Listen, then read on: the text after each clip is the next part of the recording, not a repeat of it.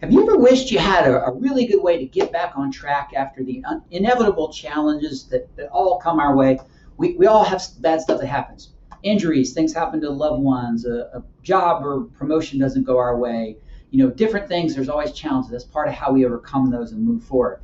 So have you ever wanted a really good way to get yourself back out of the ditch and direct yourself back towards exactly where you want to go? Well, if you have, you're not alone. So I wanted to bring you guys a really good framework to help you move past it quickly and to move forward and make progress right away. So I'm Clark, physical therapist, life coach, and founder of Thrive Physical Therapy and Wellness in Richmond, Virginia. And here's our framework on how to get over setbacks quickly. So I'm going to talk you through it real quick. I'm going to give you the components, then we'll break them down. Okay. So first, step one is to let go. Second is to decide. Third is to focus. Fourth is to do the time. Fifth is to be open. And sixth is to be willing to pivot. So let go. What's that mean? So letting go of what it is that you can't change, or that you wished had been different, right? If something happened, we get an injury, we wish you hadn't got hurt, but the longer we think about it, the longer we focus on it, all that does is spike our cortisol level. It affects our inflammatory mediators in the blood. Things tend to hurt more. It affects our mood, lowers our testosterone level. So what's the end result of that? We don't feel as good. And if we're constantly paying attention to what we wanted to be different, the comparison, or what we thought should happen that didn't, then we don't really move forward. And it brings down your psyche. It doesn't help you get into a mindset where you can move past it. So the first step in anything really is to let go of whatever that is and decide that I'm not going to focus on what it should have been. I'm going to let go of that. Can't change it, move past it. Second is decide that you are going to move past it.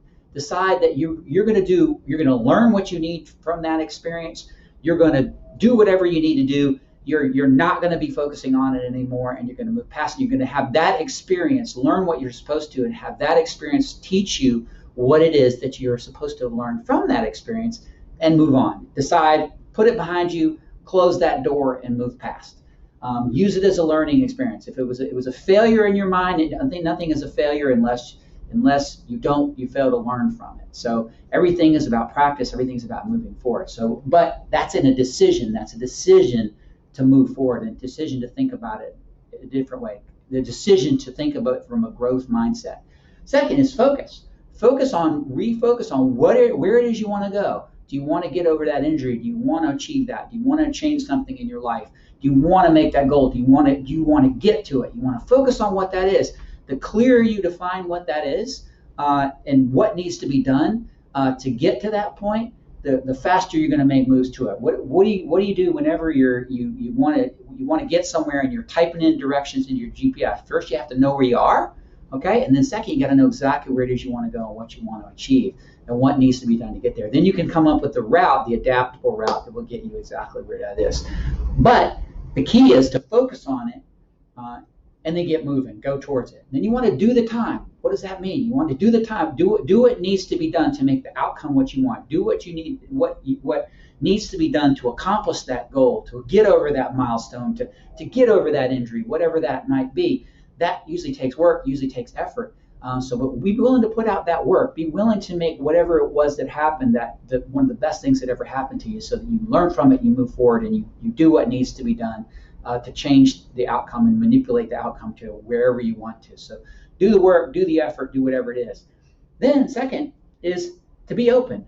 Be open to the process and opportunity. So what does that mean?